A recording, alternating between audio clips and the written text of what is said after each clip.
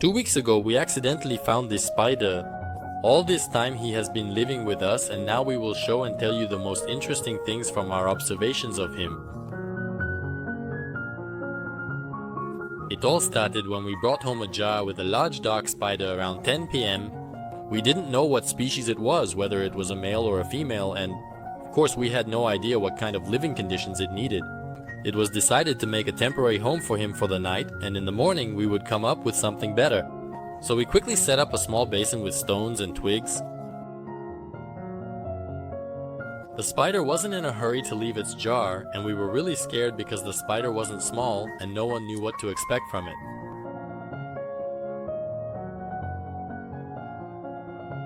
With the help of a stick, we managed to detach him from the jar, but suddenly, Please close it.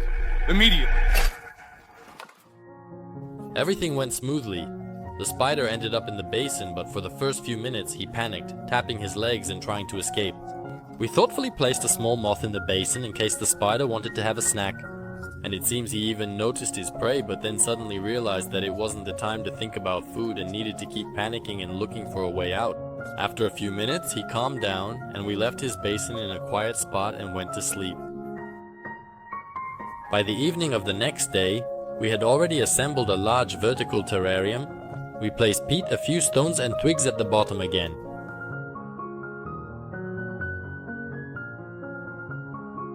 But the most important thing in the terrarium for such a spider is that it has a comfortable place to spin its web. We thought it would be easiest to do this between these branches.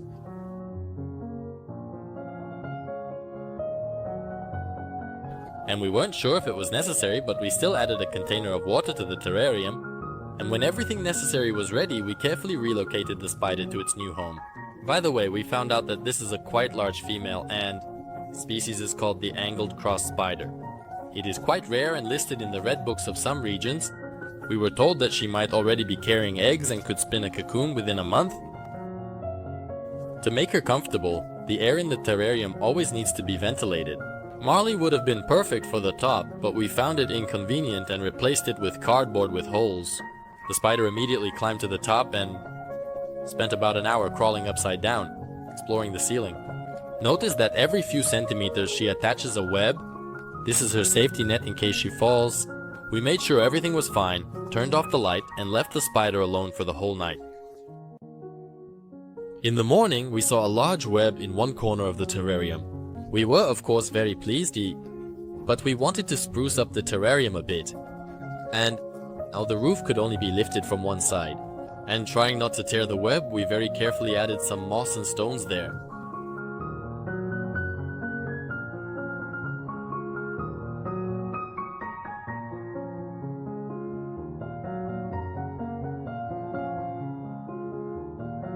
The spider calmly endured all of this and, as before, sat unperturbed in the center of the web. We also learned that the spider might need a shelter in the form of a branch with dry leaves in the corner of the terrarium.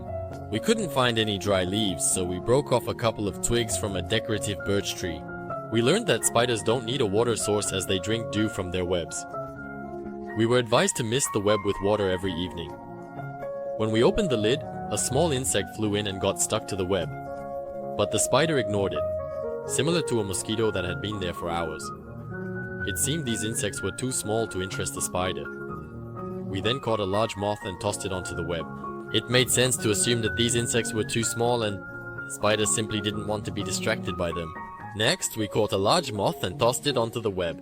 For some reason, the web tore, even though later it would easily hold a moth that was 3 times heavier. But this time we found a smaller moth and it all worked out. We were shocked by such a quick reaction. But this time we found a smaller moth and it all worked out. We were shocked by such a quick reaction. 5 seconds after the moth got caught in the web, the spider had already killed it and started wrapping it up in silk. By the way, we hadn't seen such strange threads from her before. Perhaps while she was patiently waiting for her prey, she developed a unique and intricate web specifically designed for wrapping up insects. She acted very precisely and quickly, and within 30 seconds the moth was ready to eat. We were worried that she wouldn't get enough to eat, so we sent another moth her way. But she didn't get distracted from her meal. Where is she going to go? I have such strong webs. I will definitely survive. The little bundle with the moth was slowly shrinking, and we decided to turn off the light and let the spider eat in peace. But in the middle of the night, I decided to check if everything was okay and turned on the light. At first, I thought she was weaving herself a shelter or getting ready to molt. But after a couple of hours, it became clear what she was actually doing.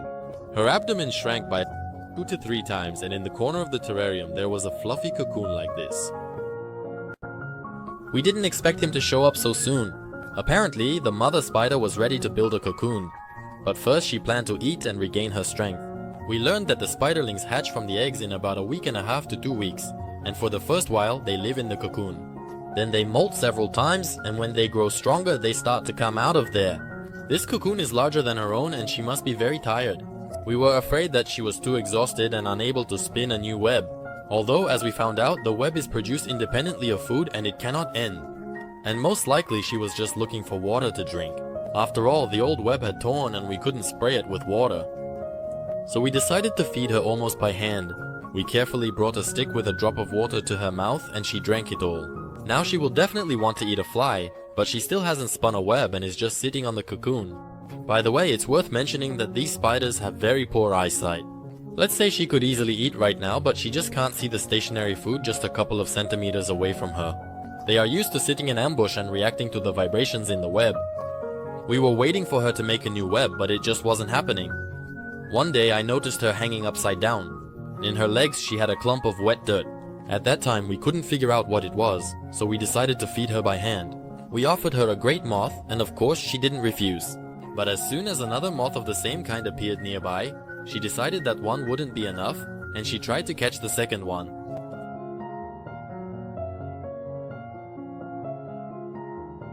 And she almost succeeded in her ambitious plan to achieve her goal, despite the challenges she faced. Soon he flew in again, and gave the mother spider a second chance.